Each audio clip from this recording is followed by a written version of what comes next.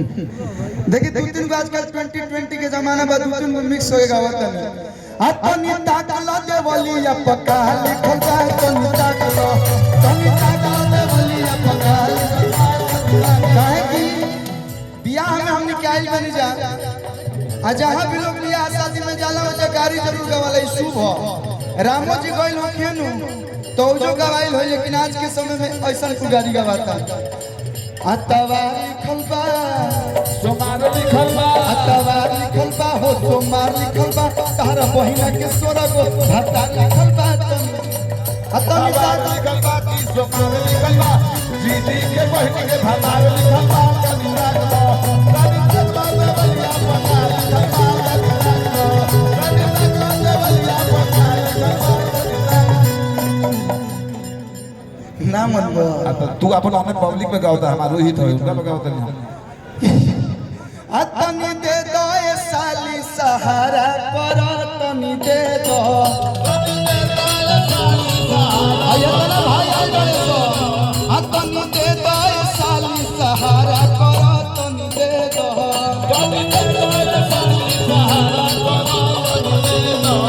ठंडी में अकलेट लगेली चॉकलेट लगेली बड़ा मीठ लगेली किसमिस लगेली तनी दे दो ए साली सहारा कर तनी दे दो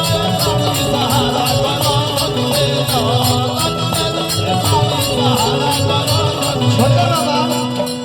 ठंडी में अकलेट लगेली चॉकलेट लगेली मीठ लगेली किसमिस लगेली ठंडा पड़ता भाई लोग की साली जी मिल जाए तो बढ़िया होगा का कहता अब वो गर्मी में आई डोंट लाइक दिस गर्मी वेरी पसीना चुई गर्मी में ओकराई लगेली ठोकराई लगेली बालक लोग बाटे देखे में जाई लगेली अकेले जाए साली सहारा करो अकेले जाए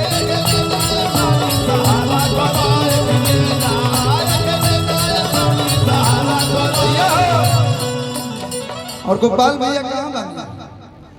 अभी तो थे यहीं पे अच्छा भाई वहाँ के जिम्मेवारी ढेर दिखे खुले वही क्षण में हम गीत गोले रहे छोटे बाबा अभी ज्यादा गाओ जी तो बहुत रात हो जाए एक लाइन अच्छा लाइव जरूर से कौन दिक्कत नहीं हाँ घुंघटा उठाओ तनी रनिया हो बियाह शादी के बाद जब पहला मिलन होला पति पत्नी के तो यह गीतिया लड़का कहता एक साल के एक्सपीरियंस में मैं इतना बोल रहा हूँ अरे तो हमारे एक आध दो महीना का एक्सपीरियंस कि घुंघटा उठाओ तनी धनिया हो आ धरती के चांद देख ली घुंघटा उठाओ तनी धनिया हो धरती के चांद देख ली लाज लागे लाए पिया लाज लागे लाज लागे लाए पिया लाज लागे तुम जन कर ऐसे धनिया हो तुम जन कर ऐसे धनिया हो उठाव घुंघट चांद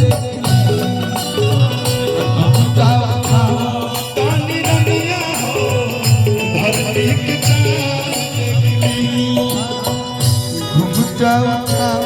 तनी धनिया हो धरती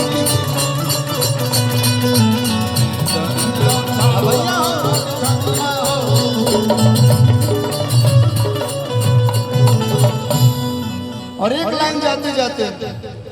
ओ साथी रे प्यार मोहब्बत आप सभी लोगों ने किया होगा कि कदम कदम पर बहारों ने साथ छोड़ा जरूरत पड़ी तो यारों ने साथ छोड़ा सितारे बोले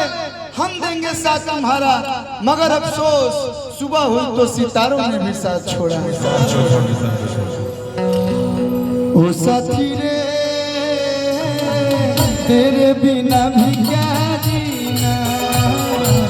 तेरे बिना भी क्या जीना वो साथी रे तेरे भी भैया अखिया तोहरे ही रहिया ताके गइलू कोई सहन रोग धरा के ई मिलन मन तड़पे छन छन दिल हमार लागे कहीं ना ओ साथी रे तेरे बिना भी क्या जीना तेरे बिना भी भैया ओ साथी रे आपके बिना वाकई भोजपुरी आपके बिना अधूरी है। एक बार जोरदार ताली बजा दी लोग। इनकर चलिया बहुत मनमाना है बाबू मत बोलो बड़का घराना है। चौबे जी के पतोहिया बिया सुनला है पड़ी ताई नहीं लजात नहीं के रउए सब लोग के सीढ़ी देख के आ रउए सानिध्य में रउए मार्गदर्शन में हमनी के आगे बढ़त नहीं सन। आई प्यार या आशीर्वाद कलुआ के पीठ पर रही तो जवानी तो आइए गई बा रउए तो कब बुढ़ाई में रउआ आशीर्वाद लेके आइल बनी फिर बाबा ले मतलब हम जब 8 साल के रही तब यहाँ के ऐसे ही देखले बनी आज हम 25 26 27 साल बनी तब रउआ ऐसे नहीं बनी तो बुढ़ारी तक हमनी के ऐसे ही जगजगात रह जो लहलहात रह जो आशीर्वाद बनल रहू। ओ साथी रे तेरे बिना भी क्या जीना तेरे बिना भी क्या जीना ओ साथी रे तेरे बिना भी क्या जीना तेरे बिना भी क्या जीना वो साथी रे तेरे बिना भी